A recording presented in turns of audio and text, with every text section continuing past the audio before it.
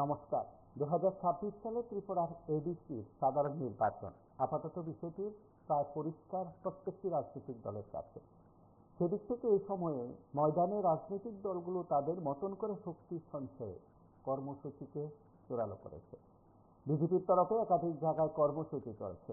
রাজ্যের মুখ্যমন্ত্রী ডাক্তার মানিক সাহা কর্মসূচিতে অংশগ্রহণ করছেন, দলে যোগদানকে এক প্রকার জোরালো করেছেন।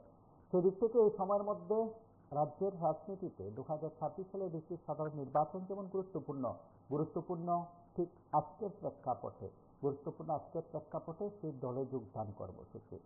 আমরা পরপর দুটো সংবাদের ক্লিপস আপনাদের কাছে আমরা তুলে ধরবো। প্রতিবাদী কলমে সেই সংবাদ প্রকাশ করা হয়েছে বিহার মডেল, আর সেটা এডিসিতে প্রয়োগ করার প্রেক্ষাপট এবং অবশ্যই 2028 সালে ত্রিপুরাতে প্রয়োগ করার প্রেক্ষাপট। সেদিক থেকে রাজ্যের মুখ্যমন্ত্রী ডাক্তার মানিক সাহা আজও দলে যোগদান কর্মসূচিকে জোরালো করতে নিজে সেখানে গেছেন এবং দলে স্বাগত জানিয়েছেন তাদেরকে। বিভিন্ন জায়গায় মথার বিরুদ্ধে রাজনৈতিক সংগ্রামে যেখানে বিজেপি সরাসরি ময়দান কাঁপাচ্ছেন, সেখানে এই ধরনের কর্মসূচিগুলো যথেষ্ট গুরুত্বপূর্ণ। যারা রাজ্যের রাজনীতির আবহে প্রায় প্রত্যেক জায়গার ঘটনাবলী সম্পর্কে অবগত, রাজনীতির হারির খবর রাখেন, যারা বলছেন যে ধর্মনগর থেকে সাব্রুম, অমরপুর থেকে কমলপুর, গোটা রাজ্যের রাজনৈতিক কর্মকাণ্ডে বিজেপি জোরালো করেছে তাদের বক্তব্য, সেটা হচ্ছে বিহার রাজ্যের ফলাফল। আর বিহার ফলাফলকে কেন্দ্র করে সেখানে ত্রিপুরায় বিহার বিজয় সমাবেশ সংগঠিত করার সিদ্ধান্ত নিয়েছে এবং এখন থেকে বলা যেতে পারে কর্মসূচিকে জোরালো করেছে।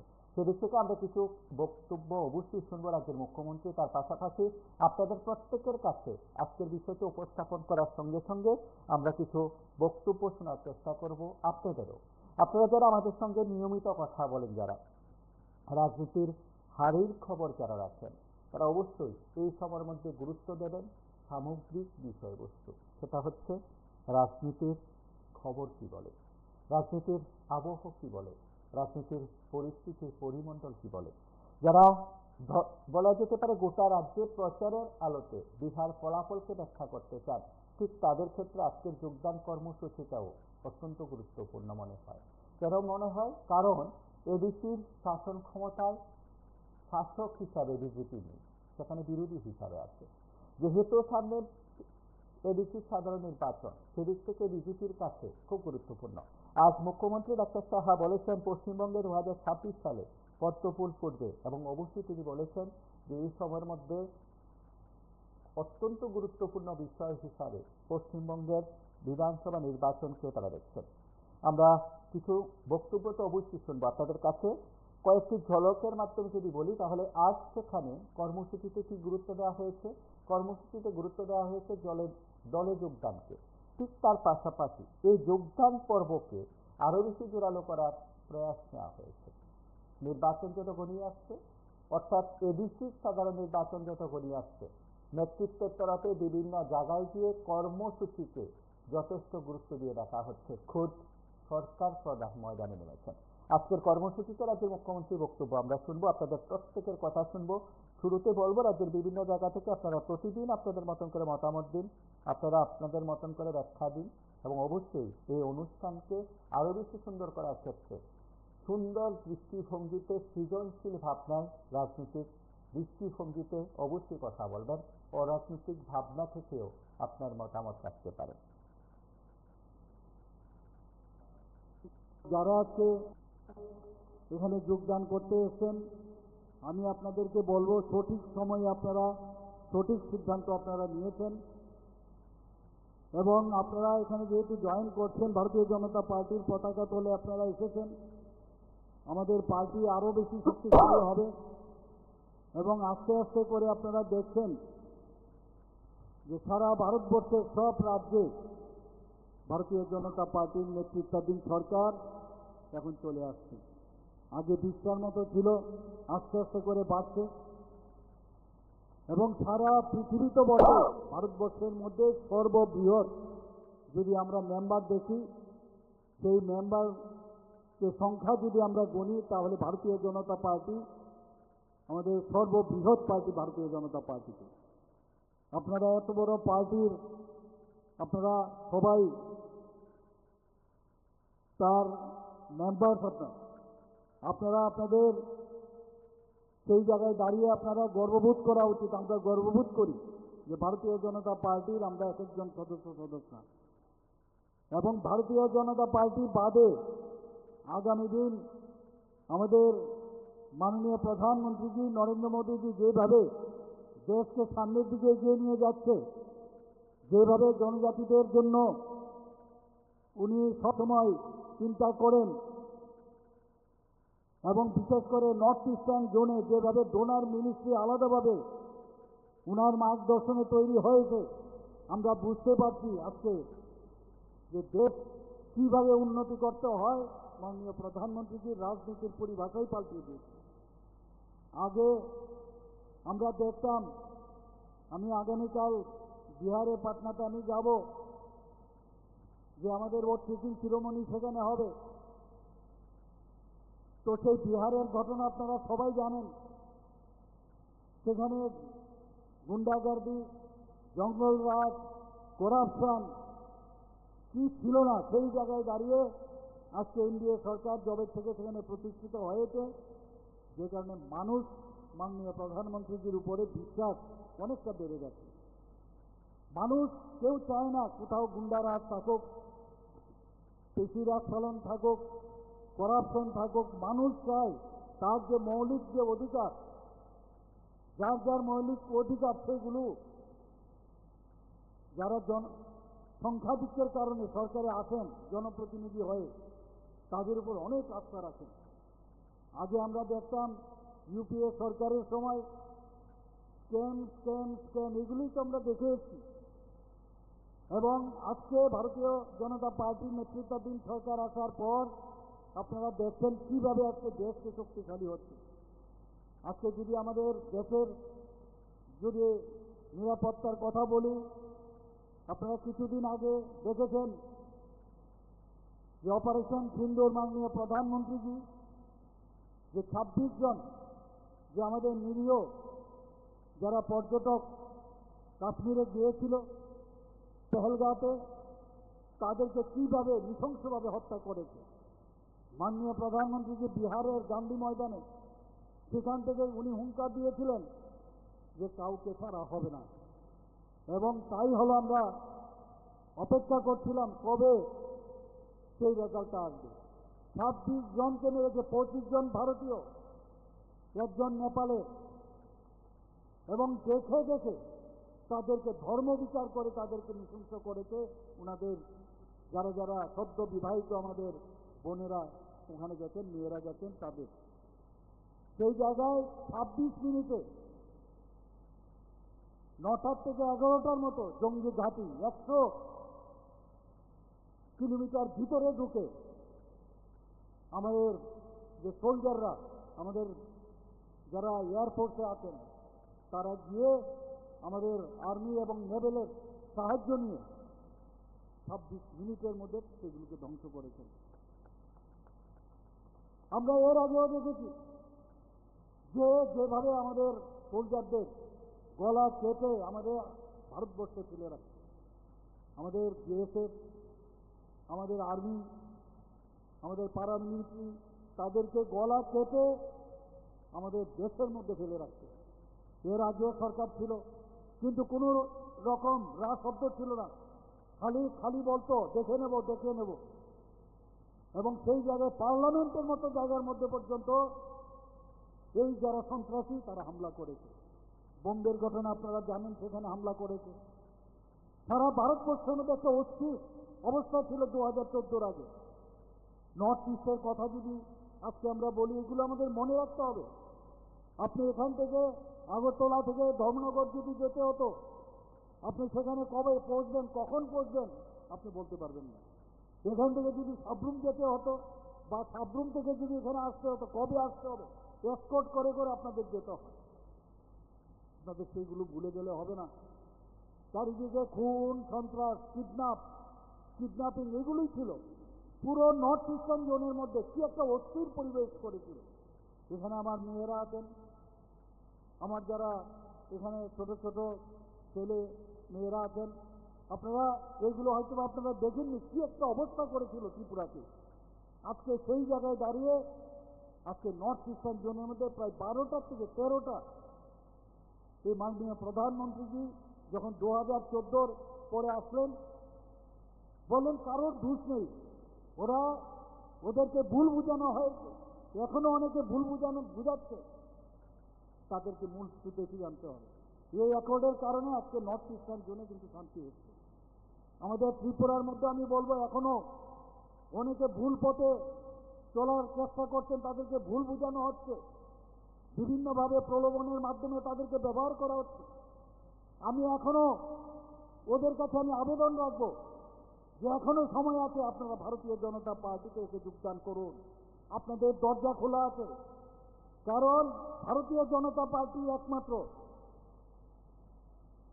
জনজাতিদের জন্য, তাদের উন্নয়নের জন্য, তাদের ভালোভাবে রাখার জন্য ভারতীয় জনতা পার্টির নেতৃত্বাধীন সরকারই সেটা করতে পারবে। আমরা অলরেডি টেস্টেড, আমরা দেখেছি এর আগে কমিউনিস্টদের, আমরা দেখেছি কি ছিল এই কমিউনিস্টদের সময়, চারিদিকে খুন সন্ত্রাস, একটা পরিবেশ ছিল। আজকে আমাদের ছেলে মেয়েদের তাদের যদি একটা সুন্দর কেন ভয় পাবে ওরা? রাত্রে 10টা 11টা 12টা যখন খুশি আসবে যাবে, কেন তাদের ভয় পেতে হবে? আমরা চাই এইরকম একটা পরিবেশ ত্রিপুরাতে আমরা তৈরি করতে। এবং মাননীয় প্রধানমন্ত্রীজি যেভাবে জনজাতিদের উন্নয়নের কথা বলছেন, যেভাবে জনজাতিদের তাদের বাসস্থান থেকে আরম্ভ করে রাস্তাঘাট, তাদের সমস্ত জায়গায় উন্নয়নের কথা বলছেন, সেটা কিন্তু শুধু মুখে না, কাজ করে উনি দেখাচ্ছেন। আজকে আমার পূর্ববর্তী বক্তা এখানে বলেছেন ত্রিপুরাতে আপনারা একজন ভাবুন, ত্রিপুরার এই রাজ পরিবারের একজন ব্যক্তি, বিশিষ্ট ব্যক্তি, ত্রিপুরার মতো একটা ছোট রাজ্য, আমাদের এই মাননীয় উপমুখ্যমন্ত্রী ছিলেন ত্রিপুরা রাজ্যে, ওনাকে তেলেঙ্গানার মতো একটা রাজ্যে কিছুদিন আগেও উনি আমার সাথে দেখা করে গেছেন। এইরকম একটা রাজ্যের ওনাকে রাজ্যপাল বানিয়েছেন। এর আগে কোনোদিন আপনারা শুনেছেন? আমরা ভাবতে পারি যে ত্রিপুরার কোনো ব্যক্তি এর আগে না রাজ্যপাল হয়েছে। তো সেই জায়গায় মাননীয় প্রধানমন্ত্রীজি সম্মান দিয়েছেন, ব্যক্তি বিশেষ নয়, এখানে ব্যক্তি হিসাবে দেননি, যে জনজাতি গোষ্ঠীর, আমার ত্রিপুরার জনজাতি গোষ্ঠীর একজন, এতে করে সবাইকে এখানে আজকে জনজাতি ত্রিপুরার যত জনজাতি আছেন তাদেরকে সবাইকে সম্মান দিয়েছেন, একজনকে এখানে রাজ্যপাল বানিয়েছেন। আজকে আমাদের রাষ্ট্রপতি, কোনোদিন ভাবা যায় একজন মহিলা, যেখানে মহিলারা এখানে আছেন, বিভিন্ন জায়গায় আমি যাই, সেখানে আমি গিয়ে দেখি আমাদের এখানে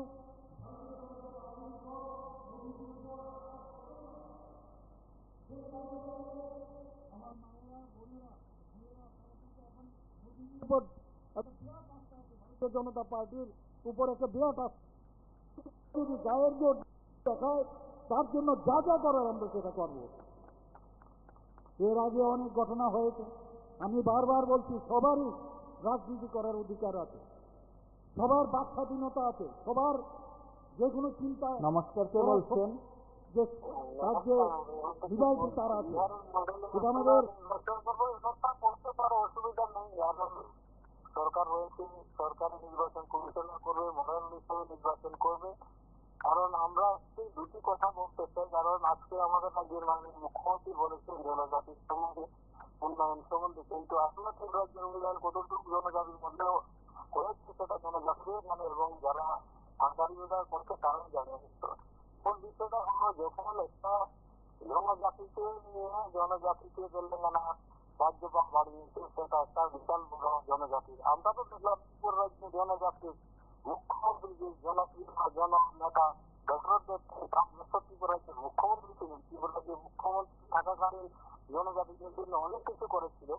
কিন্তু আমার বলেছিলেন, আমাদের রাজ্যের মাননীয় মুখ্যমন্ত্রী বলেছেন দ্রৌপদী মুর্মু রাষ্ট্রপতি হয়েছেন। আমার বক্তব্য হল, দ্রৌপদী মুর্মু রাষ্ট্রপতি হওয়ার পরে সংসদ ভবনের নিমন্ত্রণ পাচ্ছে, সেই নিমন্ত্রণ পেল না, কারণ একটা রাষ্ট্রের প্রধান। কিন্তু আসলে বিজেপি রাজ্যের মাননীয় মুখ্যমন্ত্রীর কথা, সরকারের কথা কিন্তু কোনোটাই আসলে মিল নেই। কারণ মানুষ এই রাজ্যে, সারা ভারতবর্ষ একটা মডেল রাজ্য, শিক্ষিত সমাজ, বুদ্ধিজীবী মানুষ এবং মোবাইলের মাধ্যমে মানুষ অনেক স্মার্ট হয়ে গেছে।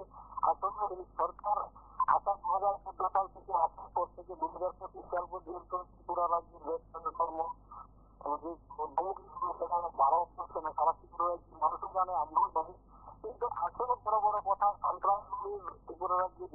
বামপন সরকার সন্ত্রাসবাদী শব্দের মাধ্যমে ছোট্ট রাজ্য পাহাড়ি রাজ্যে কিন্তু অনেক মানে উগ্রপন্থীকে মানে সাহায্য করেছে। সাহায্য করার পরিপ্রেক্ষিতে নিজের চক্রবর্তীর নেতৃত্বে করে বিএসএফ বাহিনীকে তৈরি করার পরিপ্রেক্ষিতে সন্ত্রাস মোকাবিলা করেছে। এখন এই রাজ্যের সরকার কিন্তু সাধারণ গোষ্ঠীর টিকা দিয়ে এখন পর্যন্ত তোমার বুঝতে পারছে না তাদের দলের মধ্যে কোন দল দলে দলে কোন দল দলে দলে ডিএমএস এর মধ্যে কোন দল দলে দলে তারা দিয়ে যাচ্ছে, কিন্তু সে নিজের গণকে পর্যন্ত সামলাতে পারছেন না। রাজ্যের মাননীয় মুখ্যমন্ত্রী আমরা আবেদন করবো সারা ত্রিপুরার যে শান্তি শান্তির পরিবেশ বজায় রাখুন। বিগত দিন বাম পয়েন্টের আমলে যায় স্কুল সরকার করেছে সারা রাজ্যের মানুষ মানে আমরাও জানি, কারণ বাম পয়েন্টের আমলে মানুষ নিরাপদে চলেছিল, কিন্তু এখন মানুষ নিরাপদ ভোগ করতে পারে না। কারণ আমরা সাধারণ মানুষের কথা বলি, যখন চলাচল করে যখন চৈত্রমাসের মেলা হয় তখন চৈত্রমাসের মেলা বাম পয়েন্টের আমলে কিন্তু মানুষ দুটার সময় বাজে করে গেছে। এখন দুটো 7টা মহিলারা যারা পাশে গেছে তারাও কিন্তু দিতে পারছে, কারণ একটা হলো তারা দুষ্কৃতি যে দলের মধ্যে রয়েছে দুষ্কৃতি সন্ত্রাসী এ রাজ্যের সরকার মাননীয় মুখ্যমন্ত্রী নেতৃত্বে যে সরকারটা চলছে সেই সরকারের দলের তারাই কিন্তু আমাদেরকে সাহায্য করতে পারছে না, কারোর কথা কেউ শুনছে না। এখানে তাদের চলছে সেখানে কিন্তু আসলে আমরা আবেদন করবো 2018 সালের নির্বাচন আগে চুক্তিগুলা দিয়েছে বাস্তবায়ন করুন। রাজ্যের জনজাতি পাহাড়ে যে রাস্তাঘাট উন্নয়ন করার কথা সেও করতে পারবে না। পাহাড়ে মধ্যে অনেক স্কুল বন্ধ হয়ে গিয়েছে, কিন্তু আমরা আমলে 47টা স্কুল বন্ধ হয়েছিল। আর স্বাস্থ্য মুখ্যমন্ত্রী আমলে পড়ে 80-এর উপরে স্কুল হাজারের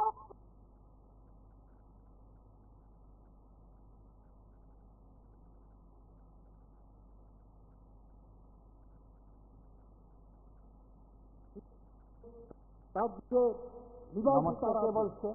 এটা আমাদের যে কথা বলুন। মুখ্যমন্ত্রী কথা বলে শুনলাম মাধ্যমে তিনি জানেন না যে প্রথমত মোদী খুব বড় গান নিজের স্বাস্থ্য বলে সেটাই ভারতবর্ষে আমরা দুর্ভাগ্য আমরা জনসাধারণ যে তারা সবসময় তারা অনেক কিছু করে পক্ষের কথা লাগে না জনসাধারণের কথা বলবেন তাই যথেষ্ট সময় হইল মানে তার ভূমিকার সুবিধা তারা খারাপ করছে না। তার সঙ্গে কিছুদিন আগে শ্রমিকগুলি হত্যা হইল যে অসুস্থ করার জন্য ওখানে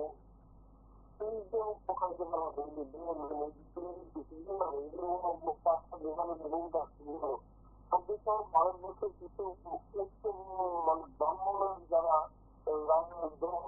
তারাই তো খোলো তারাই তো হত্যাতে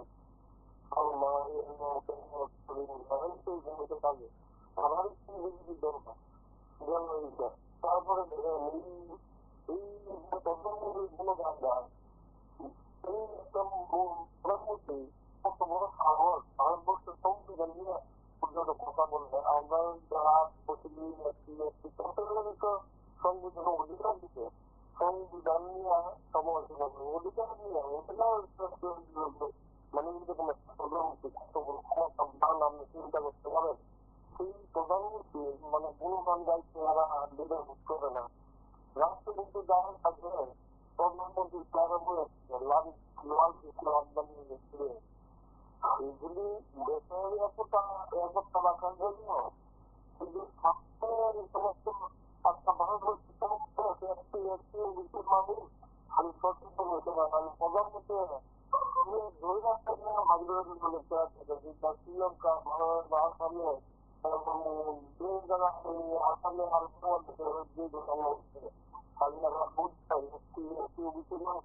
বুঝবে না এই প্রধানমন্ত্রী সাথী ভারতবর্ষের কাছে সব দিয়ে হবে না। ভারতবর্ষের যতগুলি উগ্রপন্থী লোকপন্থী কাজ করতেছে ভারতবর্ষের যা সমস্ত কিছু করতেছে বিজেপি লোকেরা করতেছে এবং বিজেপিকে যারা মানবমান করে তারা করতে হবে বিজেপি জানছে তারাই দেশে এই সমস্ত হারানি করতেছে দেশের খায় আমরা কতগুলি শ্রমিক মানবের প্রধানমন্ত্রী নেতৃত্বে সবগুলি বিজেপির জন্য যুক্ত তারা যুক্ত সমস্ত অপরাধ চলে যাতে ভারতবর্ষে আর মুখ্যমন্ত্রীরা প্রধানমন্ত্রী নরেন্দ্র মোদী বিমানবন্দরের ভিত্তিতে করে নিচ্ছে ঠিক অতিথির মাধ্যমে কি করছে তারা আপনি বলেন তো সবাই ইজ্জত করতেছে সম্মান করতেছে হক অধিকার করতেছে বিপদগামী করতেছে এই ধরনের বিপদগামী করতে মুখ্যমন্ত্রী চলে গেল না তারা বলবো তাদের জীবনের শেষ করবো সঠিকভাবে মানে হক অধিকার দিয়ে কারা বহন ভিত্তি করা সমস্ত লোক দিয়ে আটা কম করে দিতে বিজেপি ধর্ম একদিন কোপর তারা দিতে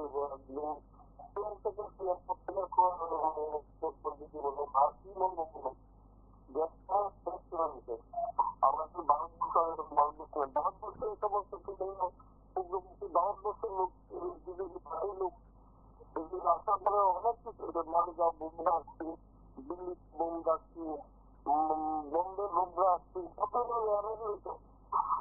এই আরেকটা লোকেরা সবজির নাম দেখেন আজকে আমরা মুখের ফুকালি দিয়ে আসছি শুধু নিজের এইরকম প্রধানমন্ত্রী পৃথিবী কোন রাষ্ট্রে হচ্ছে আমার মনে হয় না নদীর প্রধানমন্ত্রী লজ্জা কি হচ্ছে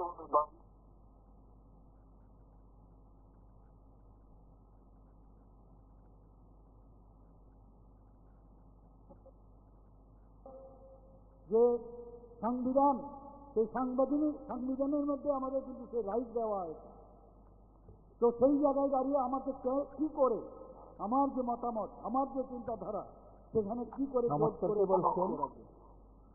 কংগ্রেসকে আমরা দেখেছি লাইভে আছেন কথা শোনা যাচ্ছে বিহারের মডেল নিয়ে ত্রিপুরার মডেল নিয়ে বিহারে কিন্তু বিজেপি নেতা মন্ত্রীরা একদম মিথ্যা কথা বলে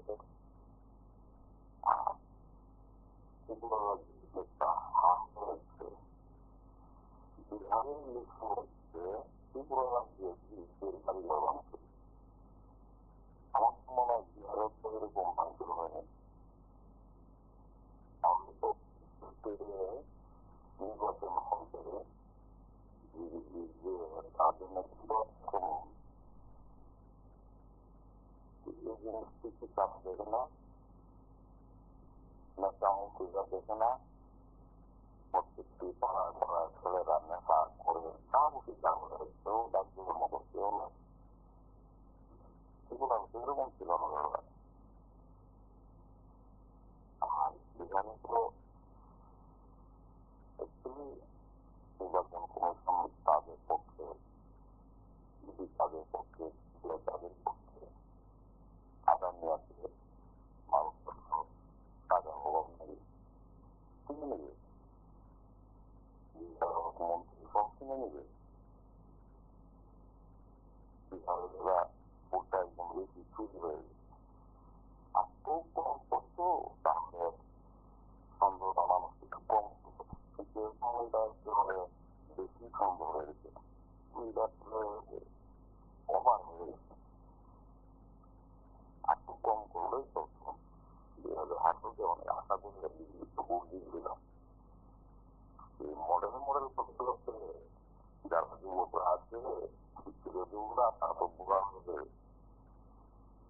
প্রত্যেকটা জেলার মধ্যে বুক খালি কিন্তু চাকরি নেই চাকরি বললে নেতা নেতা নেতা রেলপুরে নেতা আছে গাঁজা ত্রিপুরাতে কতজন খায় গাঁজা ধ্বংস করলে গাঁজা ধ্বংস করলে তো তাহলে ডুবলে কি আরো ইউরাতে নাচছি তার বিক্রি ভালো হবে তার জন্য গাঁজা এটাই কথা আমরা শান্তি চাই গোড়া রাজ্যরা শান্তিভাবে নেতা মুক্ত হয় এটাই আমরা মুখ্যমন্ত্রী মানুষের কাছে আমাদের ছেলে মেয়েটা যাতে সুন্দরভাবে চলাফেরা করতে পারে ভয়ভীতি যাতে না থাকে এবং মানুষের ভিতরে ভয়ভীতি থাকতো নমস্কার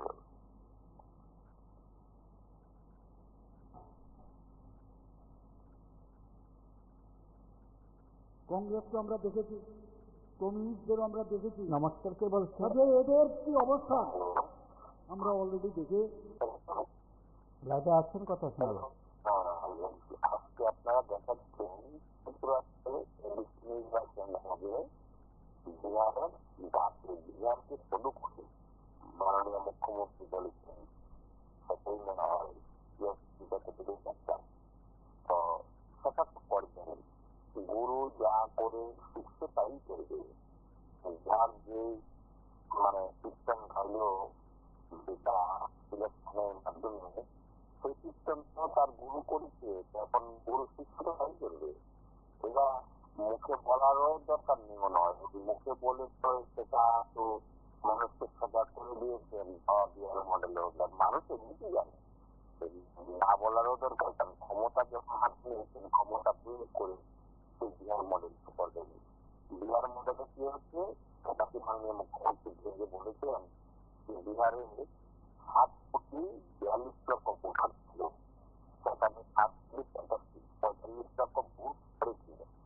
তো প্রত্যেকটি 3 লক্ষ ভোট বেশি আসছে এবং 3 লক্ষ ভোটটি প্রতিটি সিটে যে 1,000 করে তৈরি করলো বিরোধীরা, সেখানে ঢুকে দেওয়া হচ্ছে। সেটা কিন্তু যদি বলছেন, আমার মনে হয় চিত্রের মানুষ খুব খুশি হচ্ছে এবং যদি পাহাড়ি আগুনের সদস্য মানুষকে দিতে হলে আমার মনে তারাও তারা খুশি হতেন। কারণ কি আর খুশি হচ্ছেন মাননীয় মহারাজা গুরু শিষ্যের সঙ্গে যেহেতু তারা চলেন, বন্ধুত্ব করেছেন, সরকারে আসবেন, সরকারে থাকেন, একই ধর্মগুরু পালন করছেন, তো তারা তো খুশি হবেন। সবাই তো একই বলছেন। একই মধ্যে যখন ভেঙ্গিয়ে যদি বলছেন তাহলে ভালো হতো। যাক, ওরা যখন বাইরেন ওইখানে আপনারা এই চ্যানেলের মাধ্যমে জানাতে পেরেছি মনে হয়। কারণ মানুষ যে কথাটি বলছে, পত্রপত্রিকা যে কথাটি বলছে, যদি মিথ্যা বলতো তাদের বিরুদ্ধে ঠিক হয়ে যেত না, যদি মিথ্যা প্রচারণা করতে ঠিক হয়ে যেত না। মাননীয় যে নির্বাচন কমিশনার, উনি নিজের মুখের কথা বলেছেন, এটা কিন্তু কারোর মুখের কথা বলেন, প্রধানমন্ত্রীর কথা না, ত্রিপুরার মুখ্যমন্ত্রী ছাড়া উনি নিজের মুখের কথা বলেছেন। ভোটার ছিল 7,42,00,000, ভোট করেছে 7,45,00,000। এরকম মাননীয় সরকারের নির্বাচন মন্ডলী লজ্জা লাগে। আমরা সেই দেশের বাসিন্দা, সেই দেশের বাসিন্দা হয়ে লজ্জা লাগে। একটা বিচার ব্যবস্থা, মানুষের গণতন্ত্র কোথায় গিয়ে দাঁড়াবে? মানুষের গণতন্ত্র কি সেই নির্বাচন মন্ডলীর প্রধান ওনার হাতে গিয়ে কি মানুষের খবর লেগেছে? বিসর্জন দিয়েছে মানুষের গণতন্ত্র। উনি সেরকম সেই কাজটি করলেন। ওনার তো স্বর্গে যাওয়ার মন বেশি রাস্তাতেই করেছেন। উনি যে স্বর্গেতে যাবেন একদিন একদিন, সেরকম ভালো কাজ করলে স্বর্গে মাননীয় আমাদের শিক্ষামন্ত্রী প্রাক্তন বর্তমান কারণমন্ত্রী উনি বলেছিলেন যে এরকম কাজ করলে হওয়া যায়। যিনি বিভিন্ন নেতারা ভালো ভালো কাজ করেন, যার জন্য তাদের নাম দিয়ে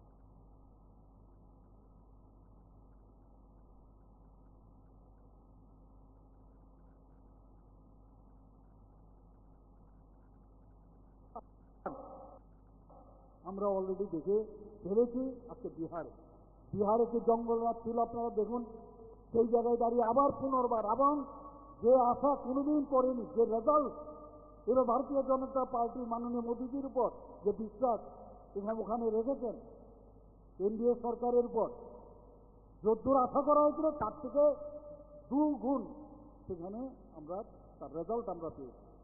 আমি নিশ্চিত যে আগামী দিনে আমাদের নির্বাচন আসবে, নির্বাচন যাবে, কিন্তু নির্বাচনের মাধ্যমে একটা জিনিস বোঝা যায়, সেখানে একটা পরীক্ষা দেওয়ার মতো যে কোনো পার্টি আসতে পারে, যে কোনো পার্টি সেখানে তাদের আমাদের যে ইলেকশন হয়, নির্বাচন, সেখানে প্রতিদ্বন্দ্বিতা করতে পারবে।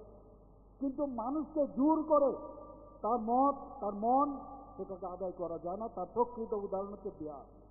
আমরা এর আগে অনেক কিছু শুনেছি, বিহারে নতুন করে সরকার চলে আসবে, কিন্তু কিছুই হলো না, আপনারা দেখলেন।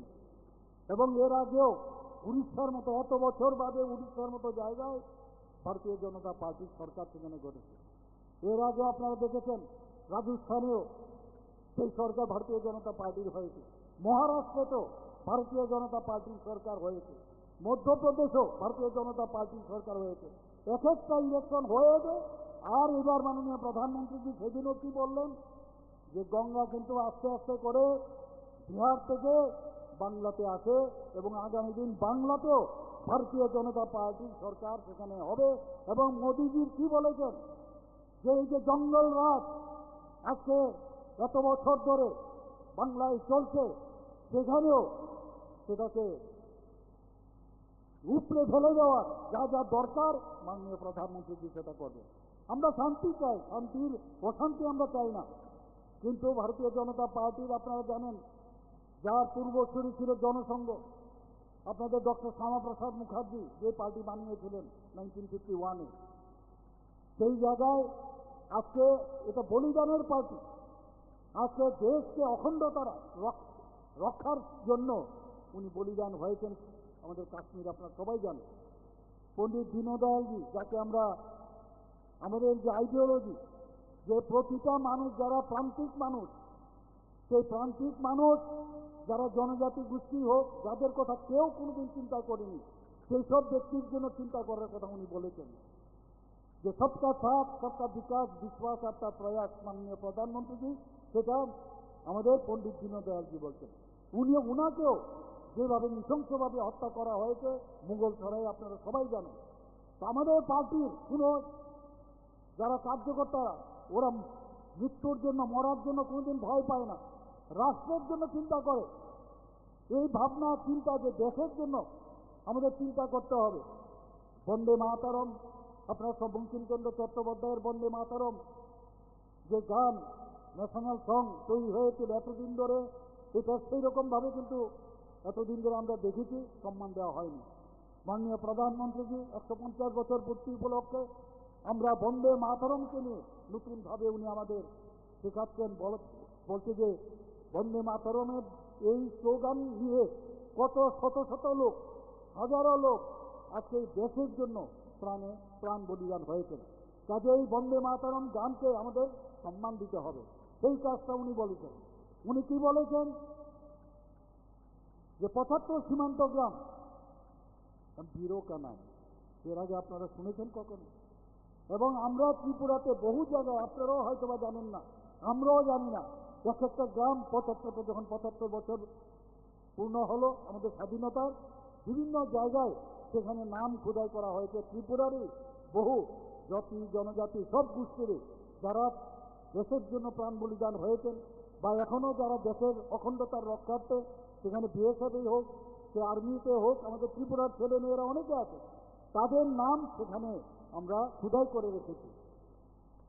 হর ঘর তিরঙ্গা, আমরা এর আগেও তো আমরা ন্যাশনাল ফ্ল্যাগ আমরা উত্তোলন করেছি 15ই আগস্ট, 26শে জানুয়ারিতে, কিন্তু আমরা হর ঘর তিরঙ্গা। আচ্ছা, ভারতবর্ষে সন্ধিবেলা সপ্তাহ হচ্ছে নেতাজির অবস্থা করতে আপনি জানেন, আরএসএসের লোকেরা গান্ধীজির হত্যা করলো গুলি দিলেন। তারা ভারতবর্ষের কি ধরনের উন্নতি করতেছে এইগুলি বলার দরকার। বলতে বলতে আর মনে মানুষের রাজ শেষ হবে না তাদের ইতিহাস। কি পর্যন্ত অত্যাচার দেশের লোকের উপরে করতেছে, মানুষের লুবে লালচে এরা বুঝতে গেছে না। যদি ভোলা ঠিক না, আজকা ফৌজিরা খবর দিয়েছিলেন, হাজার হাজার ফৌজিরা এই বিজেপির বিরুদ্ধে নামছে। ফৌজিরা ভালো খাওয়ান দেয় না, ফৌজিরা পর্যন্ত খাওয়ান দেয় না, যারা দেশ সরকার করে তাদেরকে খাওয়ান দেয় না, তাদের হক ফৌজিরা দেয় না। আজকে প্রধানমন্ত্রী বুঝবে খেলা যদি সরকার করে। নমস্কার।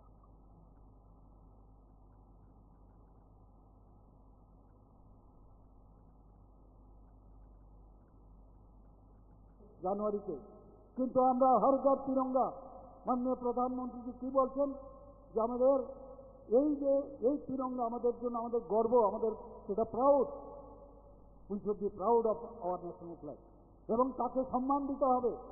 এবং সেই হর ঘর তিরঙ্গাকে গত 2 বছর ধরে আমরা যেভাবে পালন করছি, মানুষ এখন চিন্তা করছে যে আমি যে জন্মগ্রহণ করেছি কিছু একটা পারপাস নিয়ে আমাকে গড এখানে পাঠিয়েছে, সেই কাজ আমার নিজের জন্য তো করব, কিন্তু আমার দেশের জন্য, রাষ্ট্রের জন্য আমার করতে হবে। কাজে সেই জায়গায় দাঁড়িয়ে একটা প্ল্যাটফর্ম দরকার। সেই প্ল্যাটফর্ম হচ্ছে ভারতীয় জনতা পার্টি। সেই প্ল্যাটফর্মে বসে ভালো করে চিন্তা ভাবনা করে তারপরে আমরা দেশের জন্য কাজ করা উচিত। আগে দেশ, মেরে মাটি মেরা দেশ, এই স্লোগান নিয়ে মাননীয় প্রধানমন্ত্রী কি বলছেন যে সমস্ত ভারতবর্ষের সব জায়গার থেকে মাটি নিয়ে আসতে হবে। আমরাও বিভিন্ন জায়গার থেকে সেই মাটি আজকে আমরা কর্তব্য পথে পাঠিয়েছি দিল্লিতে। আপনারা ভাবুন, সারা ভারতবর্ষের মাটি সেখানে অমৃত বাটিকা তৈরি হয়েছে। আমরাও সমস্ত জায়গার থেকে এনে আমাদের যে সেক্রেটারিয়েটের সামনে সেখানে অমৃত বাটিকা তৈরি করেছি, এবং ইন্ডিজিনাস যে আমাদের যে গাছ আছে সেগুলো সেখানে আমরা লাগিয়েছি। তো এই যে ভাবনা চিন্তা একবার আমরা দেখি যে আগামী দিন ত্রিপুরাতে অনেকে অলির স্বপ্ন দেখছে, অনেকে নানাভাবে ছল চাতুরি করে চেষ্টা করছে আমাদের জনজাতি ভাই বোনদের যে তাদের যে সম্মান, সেই সম্মানের কে জাবিয়ে রাখার চেষ্টা করছেন। আজকে মানুষ কিছুদিন আগেও আমি এখানে কুমলুঙে এসেছিলাম, আপনারা সবাই জানেন যে জনজাতীয় গৌরব দিবস। একটু আগে আমার ভারতীয় জনতা পার্টি ত্রিপুরা প্রদেশের সাধারণ সম্পাদক বলেছেন প্রায় 60 থেকে 65 কোটি টাকা আমি সেখানে অনেকগুলো যেসব জনজাতিদের উন্নয়নের জন্য সেখানে আমি ঘোষণা দিয়েছি। প্রতিনিয়ত আমাদের এই যে ডাবল ইঞ্জিনের সরকার প্রতিনিয়ত জনজাতিদের কিভাবে উন্নয়ন করা যায় সেই বিষয়ে আমরা কাজ করছি। বন্ধুগণ, আজকে আপনারা সবাই জানেন যে প্রাইম মিনিস্টার যখন আসলেন আমাদের 2014-তে, এমন একটা অবস্থা ছিল এই দেশ টিকবে কি টিকবে না এমন একটা অবস্থা ছিল। আপনি একটু আগে বললাম সেই জায়গায় দাঁড়িয়ে আজকে 2014-এর পর থেকে আজকে দেশ আজকে সারা বিশ্বের মধ্যে বিশ্বগুরুর স্থান এখন দখল করেছে। বন্ধুগণ, আপনারা জানেন প্রধানমন্ত্রী জনজাতি আদিবাসী ন্যায়া মহা অভিযান মাননীয় প্রধানমন্ত্রী নভেম্বর 15, 2024-এ সেটা শুরু করেছিলেন। এবং কিসের জন্য এটা সেই অভিযানটা শুরু করেছেন? যারা আমাদের ইয়াং শরণার্থী, যারা প্রিমিটিভ গ্রুপ, তাদের দিকে নজর রেখে এই যে আপনি স্কিমটা সেটা শুরু করেছিলেন। আজকে এখানে বন্ধন বিকাশ যে কেন্দ্র, যে জনজাতিদের যে জিনিসপত্র তৈরি হয় তাদের এই বনধন প্রকল্প যে কেন্দ্র আছে সেখানে তাদের বিক্রির জন্য সেখানে ভ্যালু এডেড করে সেটাকে আরও ভালো করে বিক্রির ব্যবস্থা মাননীয় প্রধানমন্ত্রী সেটা করছেন। আপনারা ধরতি আভা জনজাতি গ্রাম উৎকর্ষ অভিযান 2024, সেটাও 2 অক্টোবর মাননীয় প্রধানমন্ত্রী নরেন্দ্র মোদীজি আমাদের জাতির পিতা মহাত্মা গান্ধীর জন্মদিনে ওনার যে বার্থ অ্যানিভার্সারি সেখানে এই যে স্কিমটা সেখানে শুরু করেছিলেন। সেখানেও দেখা গেছে প্রায় সেন্ট্রাল শেয়ার 26,333 কোটি টাকা এবং স্টেট শেয়ার প্রায় 22,823 কোটি ছিল। সেই জায়গায় দাঁড়িয়ে জনজাতিদের উন্নয়নের লক্ষ্যে সেই কাজটা করেছেন। উদ্দেশ্য কি? সেখানে সোশিয়াল ইনফ্রাস্ট্রাকচার, স্বাস্থ্যের ব্যবস্থা, এডুকেশন এবং সেখানে লাইভলিহুডের জন্য এই স্কিম শুরু করেছেন। প্রধানমন্ত্রী আদি আদর্শ গ্রাম যোজনা আপনারা সবাই জানেন, সেখানেও মাননীয় প্রধানমন্ত্রীজি সেই স্কিমটা চালু করেছেন। সেখানে আমাদের যারা বিভিন্ন যে ট্রাইবাল ভিলেজগুলো আছে সেগুলোকে আদর্শ মডেল যে ভিলেজ তার জন্য সেই মডেল সেখানে এই স্কিমে চালু করেছেন। বন্ধুগণ, আমাদের প্রধানমন্ত্রী বনবন্ধু কল্যাণ যোজনা, আমি জানি না এখানে সবাই জানেন কিনা, সেগুলো বলতে হবে, আপনারা নিজেরাও জানবেন, সেগুলো অন্যদেরকে বলতে হবে। এক একটা যোজনা এবং কয়েকশো কোটি এর মধ্যে যুক্ত রয়েছে শুধু জনজাতিদের জন্য। আপনারা সবাই জানেন যে ত্রিপুরাতে আমাদের আজকে যে এখানে ন্যাশনাল হাইওয়ে 6টা হচ্ছে, ন্যাশনাল হাইওয়ে বেশিরভাগ জায়গা আমাদের জনজাতি অধ্যুষিত এলাকা দিয়ে যাচ্ছে এবং সেখানে যখন এই অ্যাকুইজিশন হয় সেই অ্যাকুইজিশনের মানে আমাদের জনজাতি ভাই বোনদেরই পাওয়া যাচ্ছে। সেখানে আমাদের এই যে প্রধানমন্ত্রী বনবন্ধু কল্যাণ যোজনা, সেখানে অক্টোবরের 28, 2014-তে মাননীয় প্রধানমন্ত্রীজি যখন আসেন তারপরেই সেটা শুরু হয়। এবং সেখানে কি বলছেন যে আমাদের যারা হেরিটেজ আমাদের জনজাতিদের এবং তার যে কালচার, ট্রাইবাল কালচার, সেটাকে আমাদের সংরক্ষণ করতে হবে। আমাদের এখানে এর জন্য ট্রাইবাল রিসার্চ ইনস্টিটিউট তৈরি করতে হবে। Pre metric scholarship, post metric scholarship, আপনারা একটু আগে শুনেছেন যে কীভাবে আমরা আমাদের জনজাতি ভাই বোনেরা যারা আছেন, ছেলে মেয়েরা আছেন, তাদেরকে কীভাবে স্কলারশিপ আমরা উত্তরোত্তর সেটাকে বৃদ্ধি করছি। আমরা এই যে স্কিম আমি বললাম তার মধ্যে কোয়ালিটি অফ লাইফ, আমাদের জনজাতিদের যে কোয়ালিটি, আমরা জন্মগ্রহণ করছি এতদিন ধরে এরকম একটা এইভাবেই জন্ম হবে আর এইভাবেই থাকতে হবে, এইভাবে থাকতে হবে না। এখন একটা চিন্তা চলে আসছে যে না, আমাদের প্রধানমন্ত্রী যে আছেন জনজাতিদের জন্য ভাবেন, ওদের সুযোগ সুবিধা, মৌলিক যে সুবিধাগুলো সেগুলো দেওয়ার জন্য একজন ব্যক্তি আছেন। আজকে এতদিন ধরে আমাদের জনজাতি ভাই বোনদের কী করেছেন, ভোটের বাক্স বানিয়ে রেখেছেন এবং আমরা দেখেছি সেগুলো এডুকেশনের দিকে যেন বেশি না জানে, পড়াশোনায় যাতে বেশি কিছু না করতে পারে। মাননীয় প্রধানমন্ত্রী যে একলব্য রেসিডেন্সিয়াল মডেল স্কুল চালু করেছেন এবং সেটা কেন চালু করেছেন, আমাদের ভারতের যে ঐতিহ্য আমাদের শিক্ষা দীক্ষা, যে দেশের মধ্যে মানুষ আছে বিদেশ থেকে, আমাদের যে নালন্দা বিশ্ববিদ্যালয়, তক্ষশিলা বিশ্ববিদ্যালয় বিদেশ থেকে আমাদের এখানে আসতো, সেই তাকে আবার নতুনভাবে পুনর্জাগরণের মাধ্যমে এবং যে সংস্কৃতি এবং আমাদের যে কালচার নিয়ে আমরা সেখানে পড়াশোনা হতো, প্রকৃত অর্থে যে বিদ্যা, কোয়ালিটি এডুকেশন যেটা বলছেন, সেইভাবে এখানে একলব্য মডেল রেসিডেন্সিয়াল স্কুল, এবং সেগুলো কোথায়, সেই স্কুলগুলো সমস্ত জনজাতি অধ্যুষিত এলাকায়। ত্রিপুরাতে অলরেডি আগে 2018 আগে মাত্র 4টে একলব্য মডেল রেসিডেন্সিয়াল স্কুল ছিল। আমাদের সরকার আসার পর সেখানে 21টা মডেল রেসিডেন্সিয়াল স্কুল হয়েছে। আপনারা শুনে খুশি হবেন, এর মধ্যে আমি কিছুদিন আগে আমি দিল্লি গিয়েছিলাম এবং যে ক্রাইটেরিয়াতে যে মিনিমাম 20,000 যে বিভিন্ন যে আমাদের ব্লক আছে, সেই ব্লকের মধ্যে মিনিমাম 20,000 আমাদের জনজাতি অধ্যুষিত এলাকাতে হবে এবং পপুলেশনের 50% জনজাতি থাকতে হবে। সেই ক্রাইটেরিয়ার উপর ভিত্তি করে এক দুটো জায়গায় রিল্যাক্সেশন দেওয়ার জন্য আমি এবার দিল্লিতে গিয়ে সেই দাবি আমি সেখানে রেখেছি। তাতে করে আজকে আমাদের 12টা অলরেডি রেসিডেন্সিয়াল স্কুল চালু হয়ে গেছে বিভিন্ন জায়গায়, বিভিন্ন ব্লকে, এবং প্রতিটা ব্লকে আমাদের 58টা এখানে ব্লক আছে। প্রতিটা ব্লকে আমরা চাই যে আস্তে আস্তে করে একলব্য মডেল রেসিডেন্সিয়াল স্কুল হোক। মাননীয় প্রধানমন্ত্রীজিও সেটা চান। তো 15টা হচ্ছে, ধীরে ধীরে করে আমরা সেটা করবো, রিল্যাক্সেশন হবে। তো সেখানে আমাদের ছেলেমেয়েরা, আমি নিজেও কয়েকটা জায়গায় আমি গেছি, কারণ যত পড়াশোনার মাধ্যমে আপনি অন্ধকার থেকে আলোর দিকে আপনি যখন যাবেন, তো সত্য কোনটা মিথ্যা কোনটা, কে প্রবঞ্চনা করছে সেটা আপনি কিন্তু বুঝতে পারেন। তো কোনটা সাদা কোনটা কালো যখন বুঝে যাবেন তাহলে তো মুশকিল। এর জন্যই এতদিন ধরে যত বেশি আনএডুকেটেড থাকা যায় তত কাজ আগের সরকার এগুলো করেছে।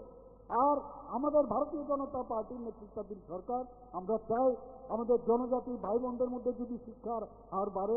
আপনারা জানেন অলরেডি সারা ভারতবর্ষের মধ্যে আমরা তৃতীয় সাক্ষরতার দিক দিয়ে, পূর্ণ রাজ্য সাক্ষরতার দিক দিয়ে আমরা এখন কিন্তু থার্ড পজিশনে আমরা চলে এসেছি, মেঘালয় এবং গোয়ার পরে। আপনারা জানেন পপুলেশনের দিক দিয়ে ত্রিপুরা এই দুটো রাজ্যের থেকে অনেক বেশি। শুধু স্বাক্ষর না, সিগনেচার করো না, অনেক ক্রাইটেরিয়া আছে। সেই ক্রাইটেরিয়ার উপর আপনি যদি পাস করেন তবেই হবে। 95.6% আমরা কিন্তু সেটা আমরা পেয়েছি বলেই সেটা দিল্লি থেকে আমাদের ঘোষণা দিয়েছেন। আমি সেই ঘোষণাটা আমিও ছিলাম সেখানে। আমাদের এখন চারিদিকে এতগুলো ইউনিভার্সিটি আসছে, বাইরের থেকে প্রচুর ইউনিভার্সিটি এখন ত্রিপুরাতে আসছে। আজকে ল অ্যান্ড অর্ডার সিচুয়েশনের কথা যদি বলেন, 28টা রাজ্যের মধ্যে আমাদের ত্রিপুরা এখন নিচের দিক থেকে থার্ড পজিশনে। আগামী দিন এর জন্য আমি বলছি যে কেউ যদি মনে করে যে অশান্তি সৃষ্টি করে শান্তি নষ্ট করবে, ওরা কিন্তু আমি বলছি এখনো সাবধান হয়ে যান, আপনারা কিন্তু সেটা পার পাবেন না কোনো অবস্থায়। এই সরকার এবং আমাদের পার্টি ভারতীয় জনতা পার্টি কোনো অবস্থায় সেটাকে সমর্থন করে না এবং করতেও দেবে না। বন্ধুগণ, আমরা এর মধ্যে আপনারা দেখেছেন ত্রিপুরাতে আমি কিছুদিন আগেও জনজাতি যারা গোষ্ঠী আছেন সেখানে 19টি জনজাতি গোষ্ঠী আমরা বলে থাকি। আমি যখন রাজ্যসভার সদস্য আমি ছিলাম, সেখানে আমি প্রথম দিন 3 দিন মাত্র আমি সেই রাজ্যসভার সদস্য আমি ছিলাম, মানে ওইখানে ছিলাম। 2 মাস অবধি ছিলাম, কিন্তু 3 দিনের যে আমি সেখানে উপস্থিত থাকার সুবাদে আমাকে বলা হয়েছে ডার্লং কমিউনিটি তাদেরকে ত্রিপুরাতে এসটি করে তাদেরকে মানে রেজিস্ট্রি নেই। তো সেখানে আমি জোরালো বক্তব্য রাখার পর ডার্লং কমিউনিটি কিন্তু এখন চলে এসছে সেখানে, তারপরে কিন্তু বিলটা পাস হয়েছে এবং ডার্লং কমিউনিটি এখন ভারতীয় আমাদের যে ট্রাইবাল কমিউনিটির মধ্যে চলে এসছে। তো যে কথাটা আমি বলছিলাম যে আমাদের যে ট্রাইবাল কমিউনিটি 19টি জাতি গোষ্ঠী, তো এখানে সমাজপতিদের আমাদের সরকার আসার পর আমরাই প্রথম, আমাদের ভারতীয় জনতা পার্টি সরকার, তারা যারা সমাজপতিরা আছেন তাদেরকে 2000 টাকা করে সাম্মানিক দেওয়া হয়েছে, ভাতা নয়, সাম্মানিক। তারা সমাজের জন্য কাজ করে। এর আগে তো কোনো সরকার সেগুলো দেখেনি। আমাদের সরকার আসার পর তাদেরকে 2000 টাকা দেওয়া হয়েছে।